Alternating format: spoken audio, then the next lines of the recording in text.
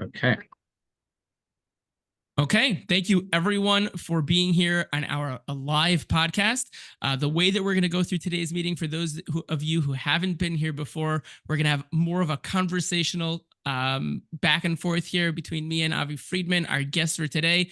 There is going to be questions and answers at the end, so please make sure that you write down your questions as we go through the process. There will be a recording for those who missed something or want to be able to go over it, and we will be here learning together on these different things that we're going to go over today. For those of you who don't know me, my name is Jakob Steinberg. I am a sales coach. I work with people within the creative space, but solopreneurs, entrepreneurs, and small business owners, and helping them to really take their business to the next level. I noticed when I first went into consulting that so many people would just get stuck, whether at the beginning or middle of their journey, whether it was 6, 7 figures, what have you. They got there because they're passionate, good at what they do. And at some point along the way, they learned how to speak to people, but they just hit that glass ceiling. And sales sometimes can be a dirty word for people. It's associated with used car salespeople. And we want to make sure that people are able to grow their business in a way that they're comfortable. And that's where I come into the picture: mindset, techniques, skills, tools, really giving them the know-how to have the confidence and clarity to speak to new people, as well as following up with potential clients and just taking it to the next level. For those of you that are on LinkedIn and are familiar, I've had the pleasure of working with Kai Fishman, Hoodie Bluch, Hoodie Greenberger, just the name of the couple of people I've had the pleasure of working with. And people at the 6, 7 figure mark, and they've been able to grow by even 50% in the first 60 days of working with me. Those at the $100,000 give or take mark have been able to grow by even 150% in the first 60 to 90 days. And solopreneurs just starting out have been able to even grow by 200% plus in the first 45 days. Without further ado, Avi, can you please tell us a little bit about yourself? Tell us what it is that you do for people, and let's get into it. Absolutely. My name is Avi Friedman. Thank you so much, Jaco, for having me. So I work as a time management and productivity coach, working with a lot with small business owners and entrepreneurs to really figure out how to stop fighting fires all day and how to constantly be working in the business and to spend the time working on the business as well. Helping with dealing with overwhelm, with procrastination, with time management, with routines, all the different things that all the building blocks that we need to have in place to be able to run our day efficiently and to be able to scale our business the proper way. And I got into this because I was a small business owner. I had a small consulting firm. I was finding myself very overwhelmed, constantly flooded with my calendar and emails and snoozing reminders, and I was just constantly overwhelmed by the fact that I didn't know have systems in place. I was able to reach that point where I invested in systems, invested in coaches, invested in programs, read books and podcasts to really just get the foundational principles that helped me personally grow. And I realized that so many other people are missing these elements. And if they were able to just take a few different strategies that we work together with and be able to implement it in their lives, not just in their business, but also in their personal lives, it makes a tremendous difference. And thank God I've worked with many clients who have completely changed their lives as a result. That's fantastic. And it talks really close to my own heart. I mean, I made a post today on LinkedIn that literally, I mean, there have been times when I didn't want to do anything, right? It was a procrastination, it was getting distracted really easily and just wasting a lot of time at work. And if I'm not bringing in the money, then who is? So I Right. always, I had to learn, the hard way. I didn't have an Aubrey Friedman, but I'm really excited to, learn together, with everyone here and really get a better understanding, even to put those systems in place in my own business. I think we always start from the beginning when I think of, how to run my life or my business in an efficient way. And that starts at the beginning of my day. So can you tell us, how should people be starting off their day at work in order to be the most efficient? Absolutely. So great question. And again, when people's day starts, for it really depends on each person and a very personalized situation. Some people it's when they get to their desk. Some people it's they get to their desk, they first do some busy work, and then their day starts. So whenever you're intentionally starting your day, the most important part is to set it with intention. Again, whether that's the night before, knowing what the next day brings, and having the top tasks or top projects to work on, whether that means the morning of and just looking at your project list. What often happens for many people is they start their day off with looking at their email, whether it's before they get to the office or whether they're at the office, and that's what they start with. And for some people's jobs, that's great. That's excellent. They're working out of the email because that's their entire role.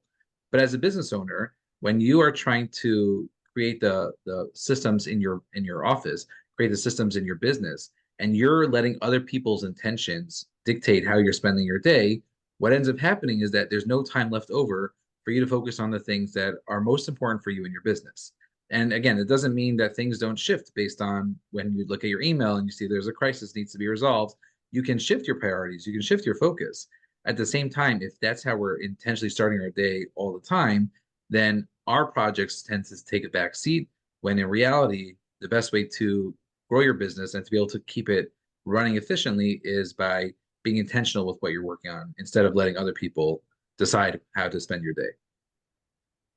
I think that's absolutely fantastic, and I've noticed actually now that you're saying that there's a lot of things that I do that are kind of similar to that concept in the sense that I like to start off my day like easing in to what it is that I'm doing. So a lot of times, whether that'll mean I'm writing some notes on conversations I had the day before, so that's getting me into the mindset of what I have to do for the rest of the day.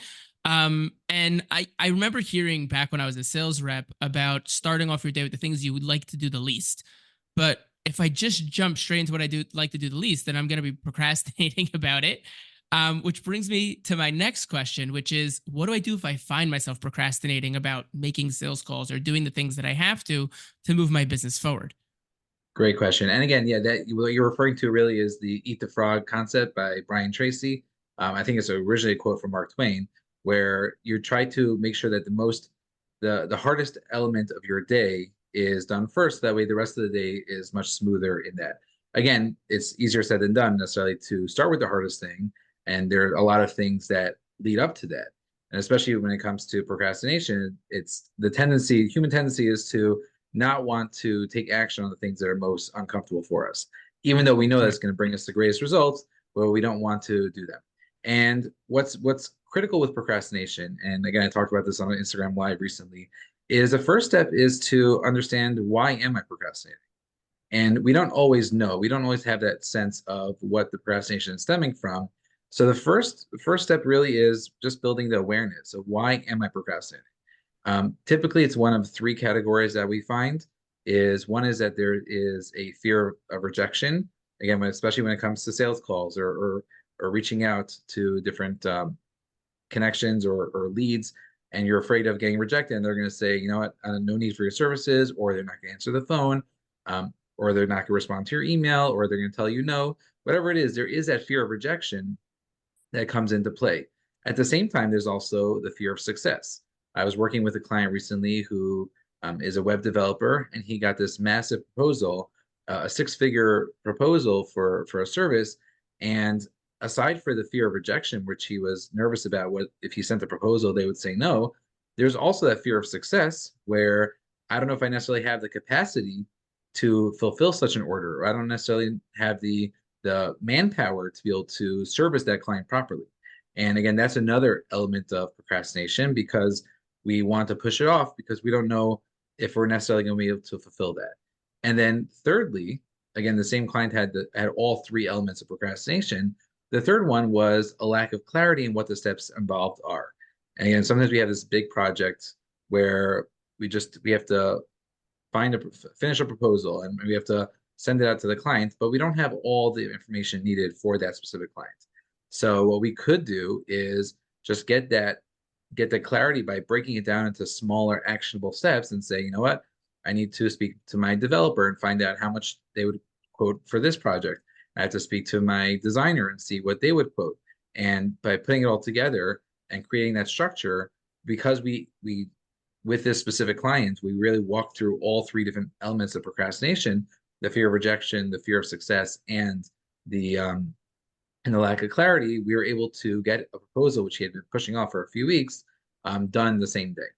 And again, fear of rejection is something that I know you, Yaakov, talk about all the time, I'm sure, as a sales coach, where again, Of it's course. natural to have that fear of rejection. It's not comfortable getting told no. At the same time, when we view it from the lens of worst case scenario is someone says no, best case scenario is I'm able to move forward with a client and be able to close a sale and create that, whether that's sales for ourselves, whether that's a commission, whether that's just part of my quota that I need to work towards. And that's really the if we try to always avoid the discomfort, then we're never going to be able to grow and succeed in what we want to accomplish. Yeah, and I think it's so powerful. Like most of us, when we think of why don't we want to do something, we usually focus just on the failure aspect. And I think it's so important what you're saying here, that there's that fear of success, which is, what do I do now? Can I actually do this if this moves forward? And the lack of clarity is something that I focused on tremendously in my own personal development, in terms of breaking things down to the minutia of what it is that I need to do. And I spoke to a client today as an easy example, and told him, I hear that this is something that's difficult for you. Can you do it for 5 minutes? Are you able to do it for 5 minutes? And what are you going to do during those 5 minutes? Let's break it all the way down. Okay, so 5 minutes means you're going to sit down at your desk, it's already on, and you're going to do X, Y, Z. Can you handle that? Right. And then, okay, great. Those 5 minutes weren't so bad. Can you do another 5 minutes? Right. And just Right. going through that process. But finding those 5 minutes, or finding the hour that someone wants to put aside, leads us to needing to carve out time, or focus time, I could even say, not just time to do things. And we're going to come Right. back to that actually when it comes to time boxing or time blocking. But how do I find the focus time necessary to grow the business and to really do that thinking for the strategy aspect of it? Absolutely. So I think great question. When it comes to carving out time, so I think there's one element that needs to be addressed first before even picking the time is, what is my energy level during the day? Meaning, am I a morning person? Am I an afternoon person? Am I an evening person? Right? Because we view the most ideal time to make phone calls. Again, you can look at the stats and look online and see, most people answer their phone at this time, or during this day or this time. And if we are so focused on that, but that time actually might be the worst time for us to actually get things done. So a lot of it needs to be put attention on ourselves and say, when am I able to focus most? When am I able to have the most energy to be able to spend that time doing the thing that is going to grow my business? So that's step one. Step two is, when I do figure out what my energy level is, whether that's afternoon, whether that's morning, etc., then what I need to do is to treat it like I'm meeting with a client. If you had a meeting with a client and you say, okay, I'm going to meet with you from 1 to 2 p.m., and that's going to be my slot to meet with you. And then all of a sudden, a employee comes in, or another an interruption, a phone call comes in. You're not, unless it's an emergency, you're not going to stop the meeting with that client, because that's, you need to treat each client with the proper respect. At the same time, for ourselves, for us to be able to grow our business, we need to at least give ourselves that courtesy of a client, where we avoid the interruptions during that time and say, this is needed for the business, this is needed for my growth. It could be it's needed for self-care, and that's what I need to carve out that time for, to be able to work the rest of the day. And if we're able to accept that mindset, is that we should treat a meeting with ourselves in the same manner that we would treat it with a client, and not have those interruptions that normally would interrupt us come at us, then that's going to make a huge difference in our being able to spend time with business development, business with sales calls and things like that. Wow. Yeah, I've actually never heard it put that way. And I think that's really powerful, because we always are a couple minutes early, or at least on time, when it comes to meeting with clients. And that time is untouchable. And if a phone call comes in, we're not going to touch that phone. We're making sure to give them our full focus, but we don't really look at it that way when we say, oh, I need to have a meeting with myself right now. I'm completely offline. I Right. think that's a very powerful way of going through that process. How do I make sure in that meeting with myself not to get distracted, or even during the course of the day? How do I make sure to stop getting distracted if I find myself constantly looking at the little tiny thing that came up and like, oh, what's going on over there? Right, right. So when it comes to actually focusing during that time, so just to piggyback from before, there's an Amy Porterfield who has a book out called 2 Weeks Notice. She calls it tiger time. You protect it like a tiger, and that's really the when I have work with clients, we have specific times mapped out for business development. That's the phrase that we use to make sure that this is your tiger time. What are the business development, or what are the sales calls that need to be done during this time, and you have to protect it significantly. Again, no other meetings during the time, really focused on that. In terms of distractions, so obviously there's when people think of distractions, they think of, okay, I have all these notifications that come in on my phone. I have all the different things on my browser, that the different pop-ups and the different web pages I want to go to, or people in the office. And those definitely are distractions. And that's in terms of a external distraction.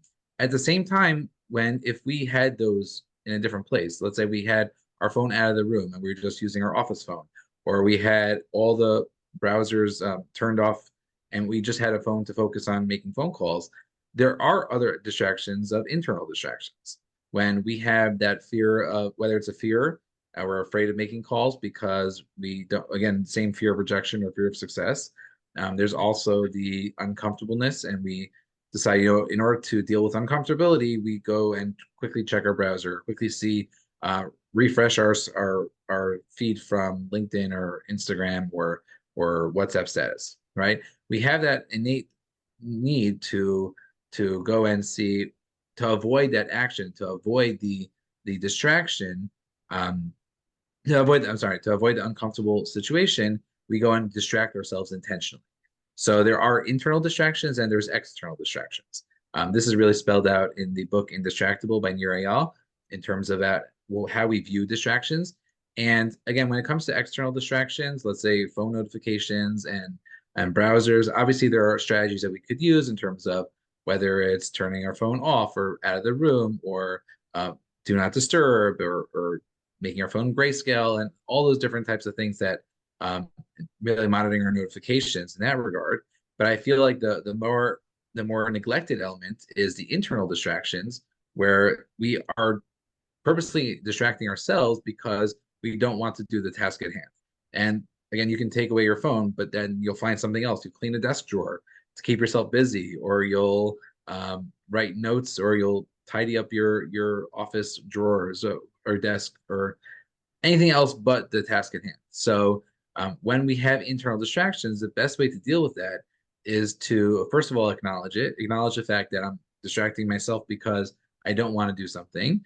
And then there are strategies that could be used. One of them specifically is called surf the urge, where I say, you know what, I want to check my phone. Um, I want to check my social media. I want to check the news, whatever it is. I'm just going to wait 10 minutes. And after 10 minutes, I'll be able to do that task, or I'll be able to check the news. And the truth is, when we say we try to fight the urge, we say, you know what, I'm going to do it anyways. That doesn't always work. Surfing the urge really, again, it's part of acceptance commitment therapy, ACT therapy, where you just sit with that feeling, you sit with that thought, and you just um, set a timer for 10 minutes, and you don't necessarily have to do the other task, but you just sit and think about it and process, why am I pushing it off? Why is it so uncomfortable? And when you're able to sit with that, then 9 times out of 10, we end up at the end of those 10 minutes going to the actual intentional task that we need to do versus a distracting task. Wow. It's funny because for my evening times, I want to make sure to get to bed on time. I definitely go into that, grayscale mode. Wow.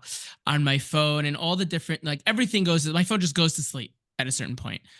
But it's those, like you said, it's the surfing the urge, right? Saying, okay, I'm just going to wait 10 minutes and then I'm going to give into it. I've heard it in the past, but I've never actually, I don't think I've ever actually put that into practice per se. There have been times perhaps when I did. Another aspect of that, though, is the accountability, right? So surfing, if I tell myself, okay, this is the time that I got to do X, Y, and Z, and I'm going to surf the urge right now to not do whatever it might be. How do I keep myself accountable to actually following through on that? Whether I'm working for myself or I'm working for someone else, especially if I'm working for myself, I should say, it's so important to keep that accountability in place, because if I'm not doing it, no one's doing it for me. Right, right. And accountability is one of those things where when you have it, you cherish it. When you don't have it, you feel like you're at a loss. Because again, whether it comes to our personal habits, whether it comes to our business, like if we have someone checking in on us and making sure that we're doing the right things and doing things properly and efficiently, then it's a no-brainer for the most part to actually put those things into action, to take those strategies and actually implement them. However, and when we were in school, right, we had that accountability of structure. Your teacher tells you we have class from 9 to 10, and then we have a break from 10 to 10:15.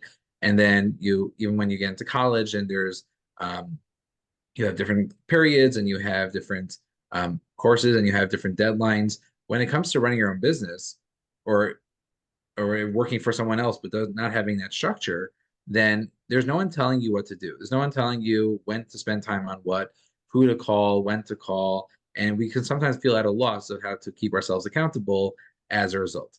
So there are multiple ways to give ourselves accountability in that. So depending on what the task is, there are ways to keep ourselves accountable. One is that, as anyone working in weight loss and diet will tell you, if you track your food, you'll be able to just subconsciously, you're more aware of what you're eating, and therefore you will eat less. Even if no one's looking at that log, even if no one is um, over your shoulder and checking to make sure that you're not eating stuff that you shouldn't be eating, just you writing it down and committing it to paper makes a tremendous difference in your ability to follow through with that.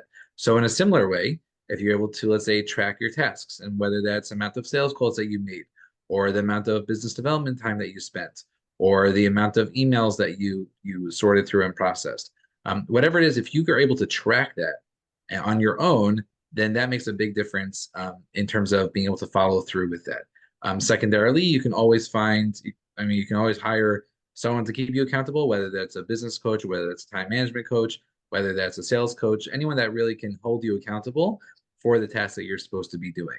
And thirdly, you can also have that accountability of a friend or another business partner.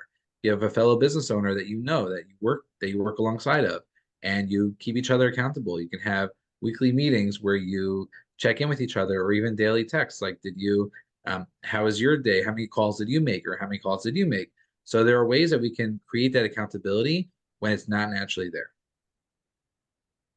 I think that this is very, very powerful. And I've worked even with my own clients. We talk about, keeping accountable and having a way of tracking what it is that they're doing. Are they doing their touches every single day, and what they go about that? I find, and the two of us have shared clients, I should say, where, they weren't procrastinating even going that far. And that's, it made so much sense. Like, okay, Avi, we need your help over here. But there are times when, that power of having a friend, having someone in a similar position as yourself, that I've had to use that even in my own history as a sales rep, right? I remember there were times when there was a point in time where for 3 months I couldn't pick up the phone. And if I couldn't pick up the phone, I wasn't doing anything. And I worked together with a friend of mine, and we made it a game. Okay, how many calls did you make? How many calls did you make? Did you get a close? I got, and we just went back and forth. And I think that power of friendship and having someone in it together with you, even if they're not in the same company, they're in a completely different place. Right. It's so powerful when we can tap into that. Right. And So I think even to that's a piggyback, very powerful aspect. right, even to piggyback on that, there actually is a service called Focus Mate, which I refer to a lot of clients to, where you can have, it's a website where basically it pairs up any two people in the world, different time zones, and you pick how much time you want to focus on. And you guys sit across the screen from each other. You're focusing on your work, they're focusing on their work, on their own work. And let's say for an hour, you just say hello, this is what I'm working on, and then just sit face to face with another person while you're doing your work. And again, it's a very cool way of incorporating that. It's like a chavrusa. It's like you're just sitting across from someone, and you're both doing your own work, but you're both keeping each other accountable to make sure that you're doing the task at hand. That is very cool. I've actually never heard of that before, so I'm definitely looking into that. I want to take a step back for a second because we spoke earlier about, how do I start my day off at work? But there's another question that I always come up with when I do, compartmentalization or time blocking, which we're going to get into in a minute with my own clients, which is how do you set your day up for having the most efficiency, which is a completely separate question in essence. Could you take us through the process or the system that you help your own clients with, perhaps, and how do we go through that? Absolutely. Okay, great question. So in terms of time boxing or time blocking, again, both of them, the concept is that instead of assigning that going through a to-do list and a task list, I'm just going to go one thing at a time, but really compartmentalizing and when I'm doing what. And again, that involves whether it's time for sales calls, whether that's time to write proposals, whether that's prospecting, whether that's the actual client work itself. That's really, there's a lot of different elements of our day that we want to be able to use and maximize to the most of we're able to. So when someone's going from 0 to 60, that they have zero structure, and all of a sudden now they want to set up their day, Okay, I'm going to spend an hour from 9 to 10 o'clock. I'm going to spend on this, and then 10 to 10:30 I'm going to spend on the next thing, and then 10:30 to 11 another thing. If we try to fill up our day completely, without just from the start, as with many different goals that we have, it's easy to fail and just to give up on everything. Because if we don't give ourselves any flexibility and we're not used to time boxing, we're not used to time blocking, it is a recipe for disaster. However, there are times in our day which are already structured. If we have meetings set up, or we have different schedules, we have focus time for um, for sales calls or for business development work, right? So what I advise my clients is to pick a time of day, or to pick a or one day to have a couple of hours where I'm going to start small and say, you know what, um, every day I want to start setting up my morning from 9 to 11, and I want to just set that structure up. And again, with having set blocks of time for different things, also keeping in mind to keep breaks in there as well.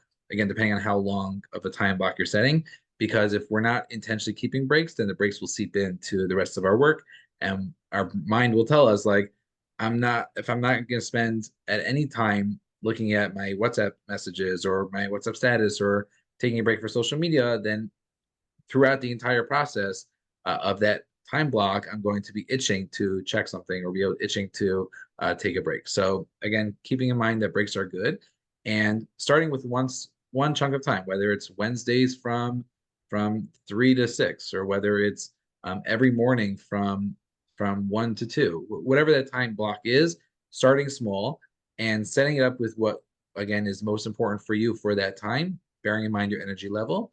And after that, on a weekly basis, just reviewing how did it go, right? Because it's great to set intentions, it's great to create a schedule, but if it's not working, or if it's not working to the best that it could be, then it's good to review it and refine it. Review it, just say, okay, how was it set up? How was it working? And then refine what needs to be changed. Or again, after a week or two, I can add on to that time.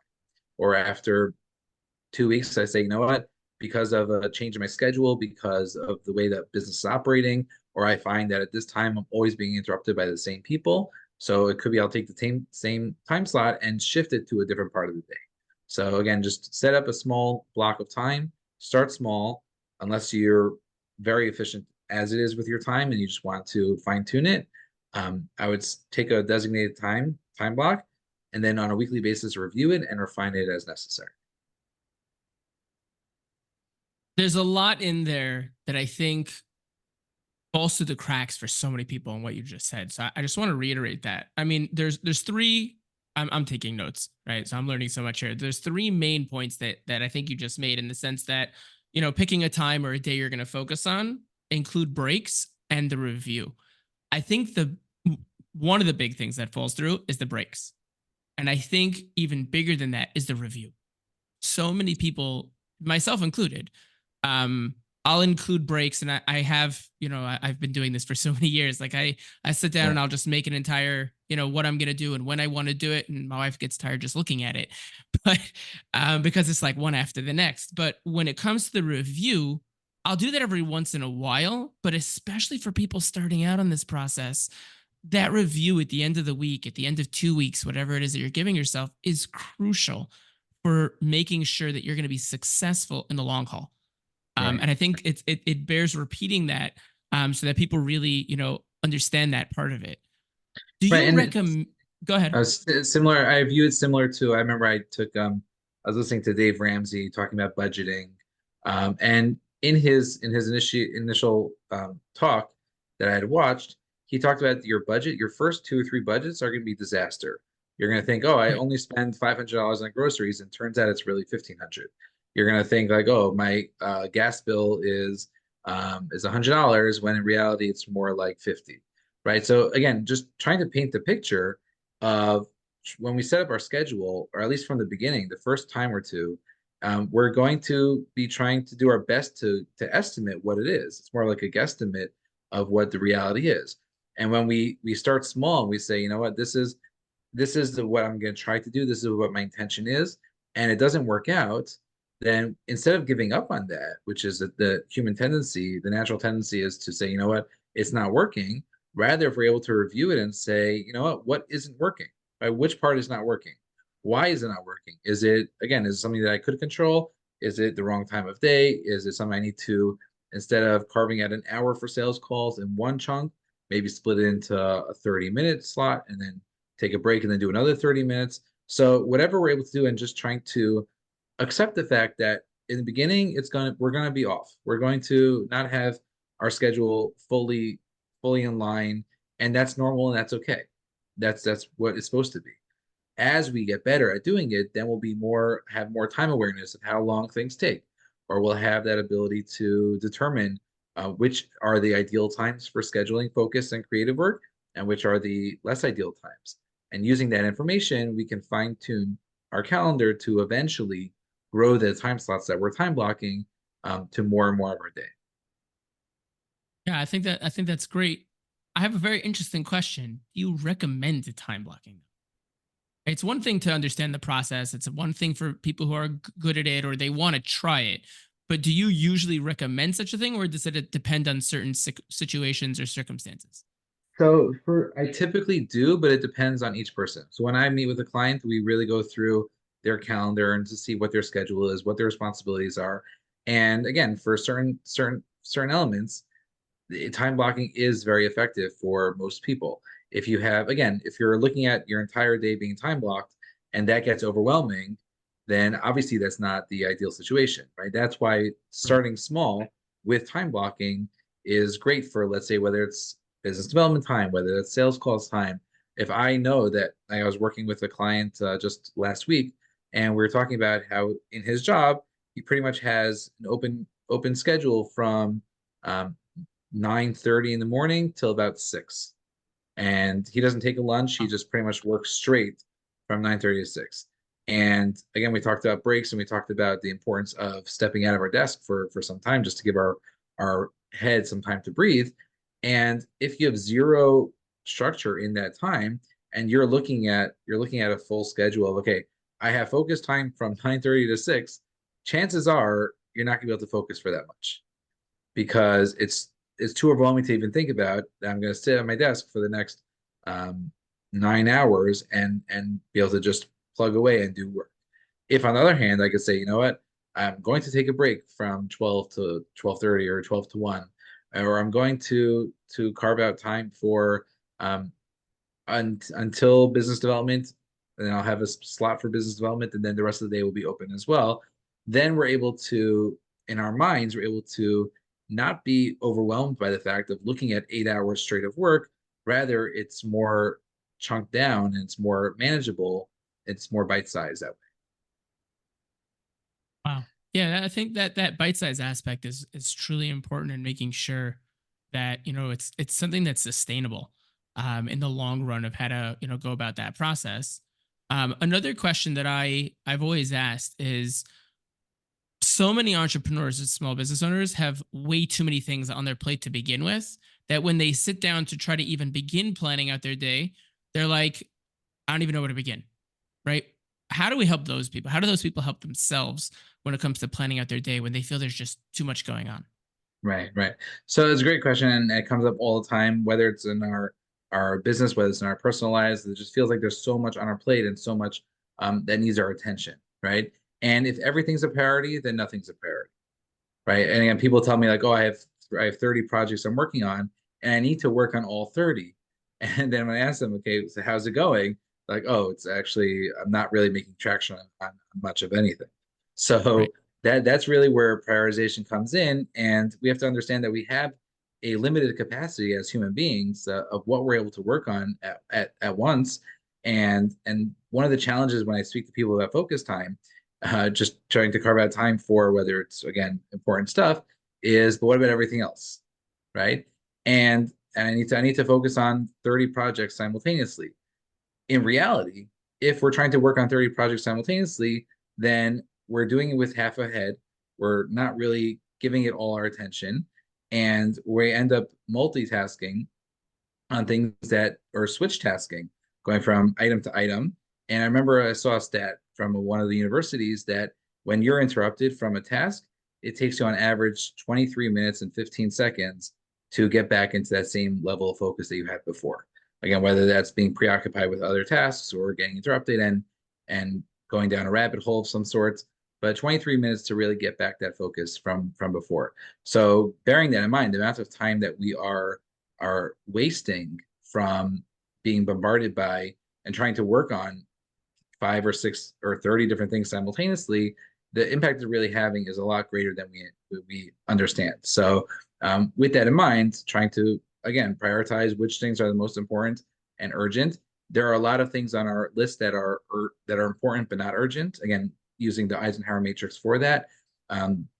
Which again, that time needs to have focused time as well. There needs to be a block of time or some part of our schedule where we work on the important but not urgent things so that those don't become forest fires as well. So I would say that understanding the priorities and understanding which tasks are priority and focusing on those until they're completed or until that level of completion that you need to move forward on them, then taking the next level in the priority and then the next level.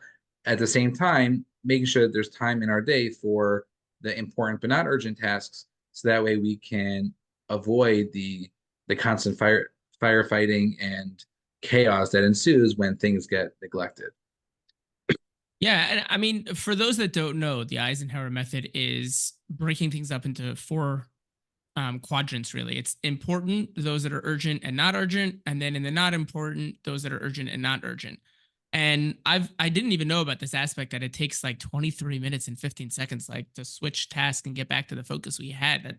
That number is, and data is mind-boggling to me, but makes so much sense at the same time in the sense that like we really aren't. There's no such thing as multitasking in that you're not putting 100% of your focus on any one thing, right? Whether it's you're really good at it, maybe it's 75, 80, if that's even possible. But in general, when you're going back and forth, you're giving it a fraction of what you really can. And Right. that's what that, when you are time blocking and it works for you and you are using, an understanding of that prioritization and really you're dialed in, that's where you're able to, have that the most focus. Um, here's an interesting thing that I come up against a lot when it comes to my own coaching is how do people ensure that the most important tasks get completed each day, right? And that does come back to prioritization. But I'm curious how you usually deal with this aspect. Right. So when it comes to the top task or the top project to work on, just to reference what we talked about before, the concept of eat that frog from from Brian Tracy, which really it gives like an example. Let's say, for example, today you had to eat a frog. You have to eat a live frog. There's two options how you spend your day.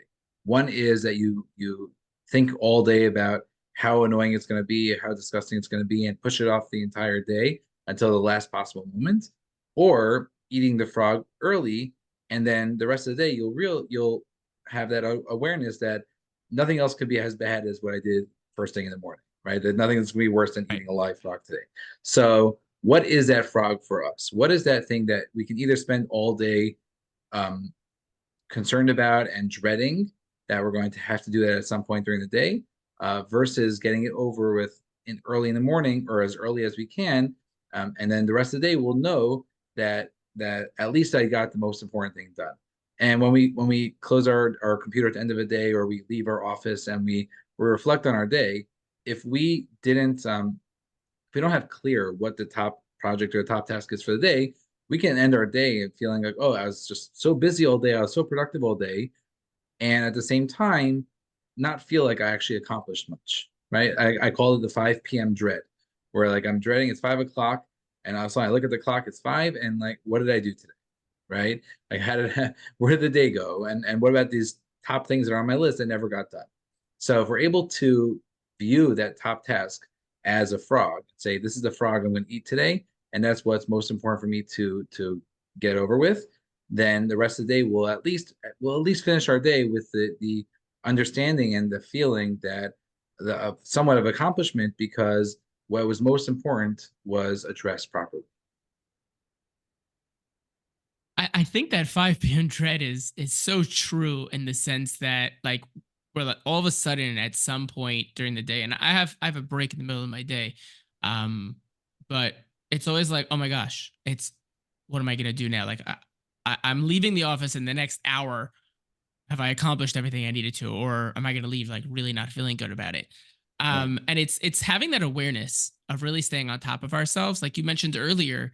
Having that audit, I think, built in when we have that break time, when we get up and take a step away from the desk, in order to make sure that our brains have that opportunity to just come down and kind of restart in that way and give it the space to take all the tabs that are open and try to close a couple of them.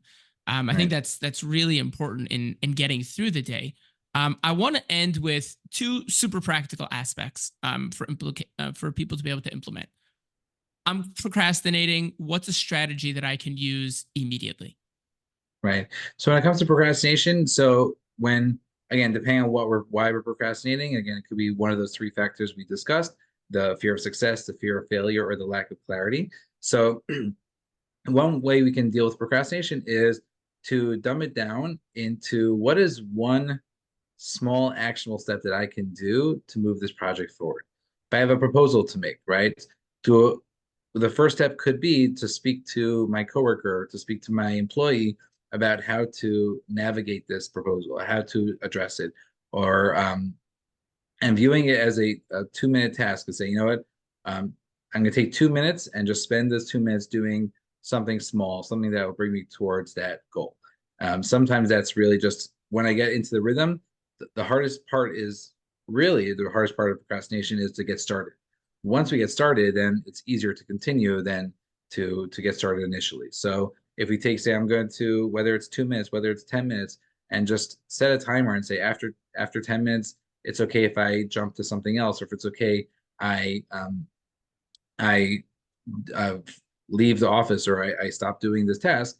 When we're in motion, oftentimes we don't need to stop after 10 minutes and we can continue. It's really just that initial inertia of getting into motion that really helps us with that. I think that's very, very powerful, especially the dumbing down aspect, right? Just what's one actionable step? Because it's as minuscule and minute as you can go. I think that's super powerful. And just looking at it, like you said, is that 2 minute task.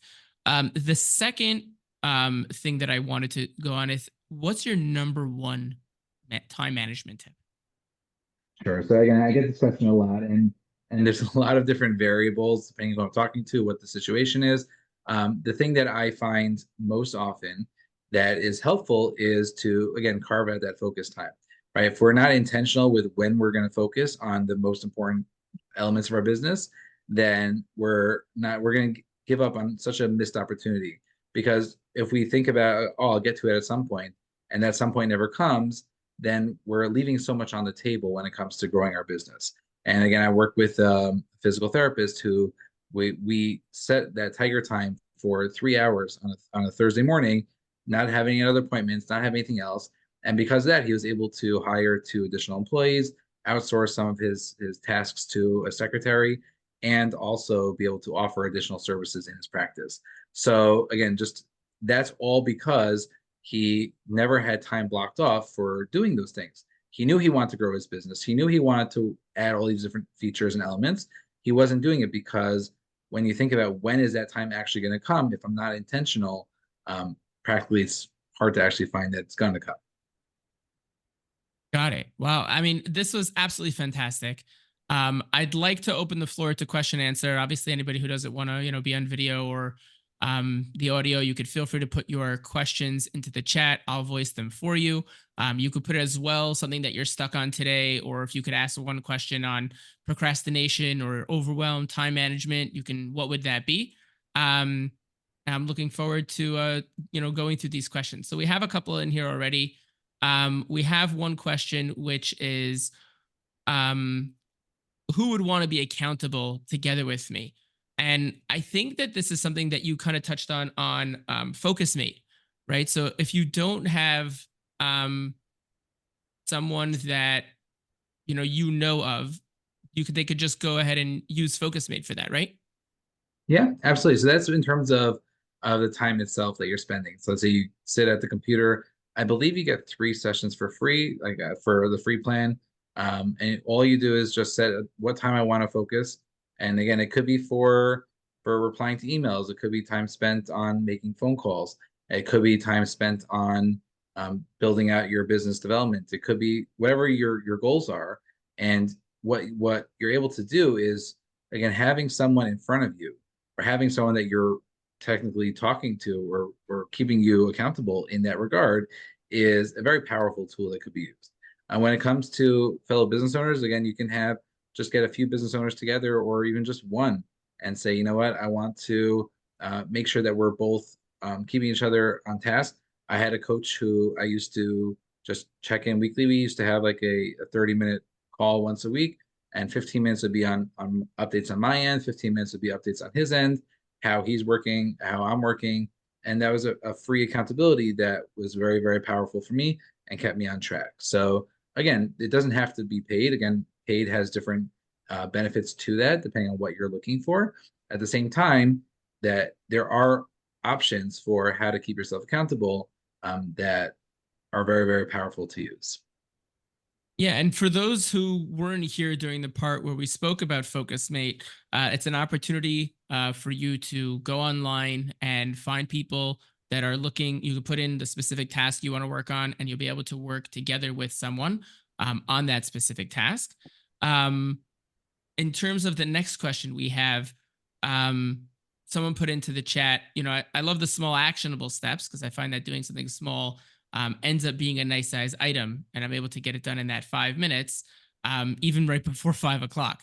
Right. So I think, an aspect of that is, how do I make sure that I don't leave it till that point when I'm, right before I got to go? Right, right. It's a great question. So the truth is that that also is something that, again, if you've never time blocked before, you've never incorporated that in your day, there could be, again, I would definitely encourage you to start small. But there is a client that I'm working with who has like a punch list time. He's like, okay, I'm having an hour of my day dedicated towards these small little tasks that need to get done, whether it's an email to send, or whether it's a phone call to make, or a proposal to look over, right? So we have a lot of these little tasks that come up throughout the day that are important to address and to take care of. If we try to figure, okay, I'll do it at some point during the day, oftentimes that point doesn't happen. So again, if you're able to carve out time for that as well, just dedicate towards, and again, it could be when you're not really having that much energy in the day. Let's say your creative juices are just reached a point where they need a break, and like these small little tasks can give you little wins, and having just to go through like methodically. Okay, here's like the 5 or 10 or 15 tasks I want to do. Let me just check them off one by one by spending some time with that. Right. And I think a big part of that, and I think that's fantastic, and we spoke about that earlier, is prioritization during that time, right? And you touched on this earlier, where we're limited on how much time we can focus on, and when we switch between tasks, we drop our ability to really get back to that full focus. The way that someone would prioritize is really in, like you said, the four quadrants of the Eisenhower method. Is it important? And then is it urgent or not urgent? Is it not important? And then is that not a super important task, urgent or not urgent? I think that would be the Right. best way to prioritize. As that was a question as well in the chat. This was amazing. I really had an absolute a fantastic time with you. I have 2 pages of notes myself on this, so that it was definitely a learning process for me as well. I'd love for everybody, think about something that you can write down from today that you want to start putting into implementation. Obviously, like we said today, start small. Don't try to, climb Mount Everest in one try, in one day. It's going to take time. Give yourself that space to go ahead and go through that process. Avi, you had mentioned to me earlier there was an offer you wanted to give to people on the live podcast. So please tell us a little bit about the offer that you had for us. Absolutely. Okay. So I love and just talking to people and helping with different areas, whether it's procrastination, time management, dealing with overwhelm, etc. So I love to, anyone wants to reach out, you can reach me on my cell phone. It's 347-531-6057. If you want to send me a WhatsApp, you want to give me a call, or send me an email, DM me on LinkedIn, all those different options. Would love to be of help. And again, if there's an area that I can just give a quick tip and give help, I'd love to do that. If it's more of like a longer helping with a certain situation or helping me develop my business, I'm happy to do that as well. Yeah, thank you very much. That's absolutely fantastic. For everybody who wants, I myself as well, on these, live podcasts, we speak about something that's timely, interesting, that you can add to your skill set toolbox. If you loved, our podcast today, or you have questions, different things you want to have, more clarity on, you can feel free to hit me up as well for a 30-minute free strategy call. They go quickly, and we're booked out for sure to, I think, till the rest of this week. So I'll definitely be putting, my contact information as well into the chat, and everyone can feel free, to reach out to me as well. We absolutely appreciate your time today. Avi, thank you very, very much. And I wish everybody a fantastic rest of their day. Thank you. You too. It was a real pleasure. Fantastic. Thanks so much. Take care.